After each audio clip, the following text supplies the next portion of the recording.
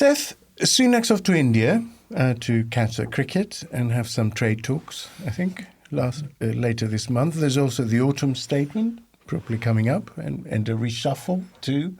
That's been rumoured for a while. Are voters going to notice any of it? Nope. Or care? Not really. No? For the reasons Marie's given, Hunt really doesn't have much of a mandate to do terribly dramatic, exciting things. And we're getting to that stage in the Parliament. I mean, they don't even have the time to introduce any major legislation. So we're looking at small administrative changes and small announcements here and there, which is why we're getting all this culture war stuff coming up, because there's nothing else left in the tin.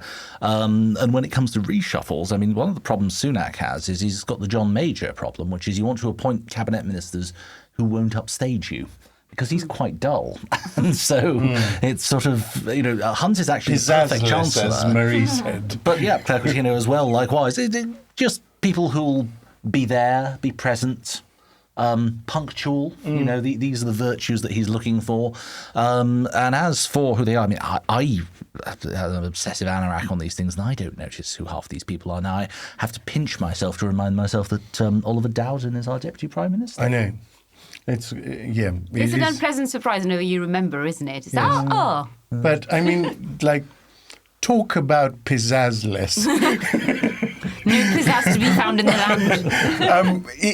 It's interesting. I would advance another theory as well, that because every Prime Minister wants to appoint people who effectively don't have a huge amount of past under another Prime Minister, because of all the changes that have happened, because of the number of Prime Ministers. Yeah, 4 people are left. No, seriously. No, that's a really good point here. To whom do you go that is not tainted by either the Johnson era or the May era or the Truss?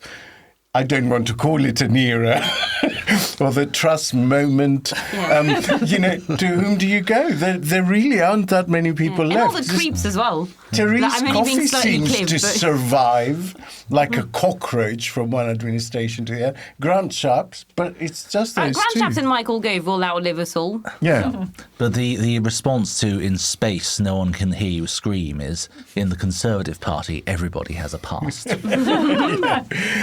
Julie, Sunak interviewed Musk. Yes. On X last week, and I use the term interviewed very loosely. Fangirled might be more appropriate. Why would a communications team allow the Prime Minister of one of the biggest economies in the world, a man with access to nuclear codes and a seat at the G7 table in the UN Security Council, to appear as a subordinate of a right-wing businessman? Well, pizzazzless seems to be the word of the day today, so I think that was probably the answer. They wanted to get some buzz and excitement around this. And, right. I mean, and I will say... So they see Musk as having pizzazz. Well, I do. I mean, I don't know. We'd be talking about whoever else he spoke to. Do you know what I mean? It got us all kind of paying attention to the AI thing. And I mean, I can feel the Musk hate coming through the microphones and whatnot. But I think when everyone thinks of his politics, he is, a world-changing entrepreneur with the in the tech sector. So to have him there, with Rishi, I think was not completely ridiculous. But I think doing it on Twitter or on X was a little bit of maybe a little bit over the top. So, but also to have him as the interviewer, that's the bit I'm really puzzled with.